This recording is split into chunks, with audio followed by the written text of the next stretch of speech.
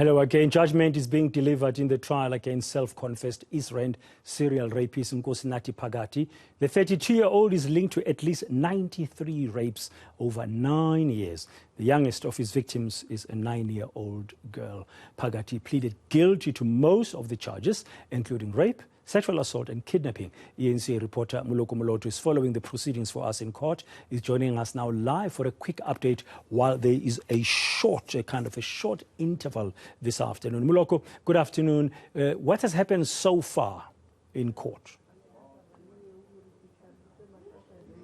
Well, Braden, so far we have actually heard from the acting judge, Lesero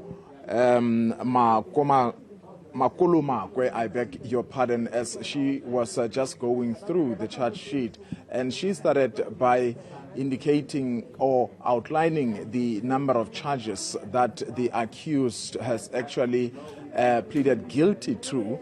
And then she went on to now give out her own verdict. You would recall, Braden, that in total there's about 184 charges. So the presiding officer is going through those charges one by one. Now, if I were just to give you a breakdown, in total there's about 90 rape charges, Braden. This man has been raping these women and children for nearly a decade. And there are 43 kidnapping charges there and 4 compelled rape. In terms of compelled rape, Braden, the acting judge is saying that this happened when the accused actually forced 2 boys to rape 2 girls and interchangeably. And now there are 3 charges wherein the accused essentially caused children to witness sexual acts. When he was raping some of his victims, he forced children to look at him. And obviously there are also cases of assault, common assault, and also charges of theft. In some instances we heard that he actually stole 10 rand, Braden, from some of the victims. So as matters stand, he certainly, as we have indicated, pleaded guilty to some of the charges, and at the rate things are going, without preempting the judgment of the court or of the presiding officer, it doesn't look like he is going to get any mercy, because the language, the tone is clear that he's been found guilty in almost all the charges that the presiding officer has been outlining, Braden.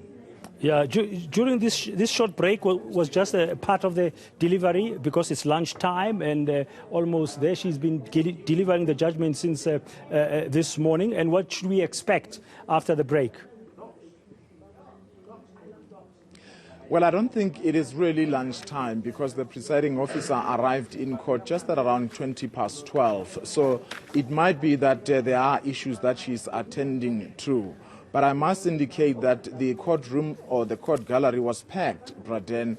We have seen members, and I presume these are members of the governing party, the ANC, by virtue of them wearing the T-shirts of the governing party.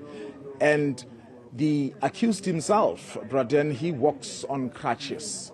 His leg, one of his 2 legs, has been amputated. We understand when he got arrested in Davidton, as he was trying to flee from the police, he was shot at one of his legs, and as a result, it got amputated. So for the hour and a half that the presiding officer has been going through this judgment, the man really was not even shaking. You know, he never even once looked at the presiding officer.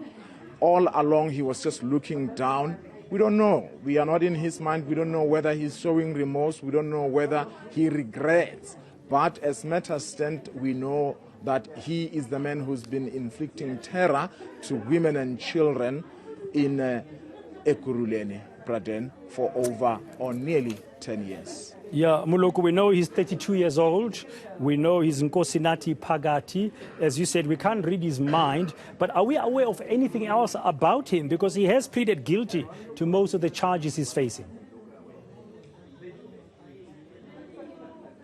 Well, Braden, I must admit, personally, I have not been a part of this particular trial. It's the first time that I am here in this court, so I have not really been able to familiarize myself about exactly the type of character we are dealing with here. But obviously, he is a man who really has issues. Yeah. For him to continue raping people for nearly 10 years, and I mean, question can be asked, Braden, to say, why did it take so long for the authorities to capture him? And we might not know, but I guess the police that ultimately managed to nab him, surely praise has to go to them, because who knows, he possibly could still be out there as a marauding criminal raping more women and children. Yeah.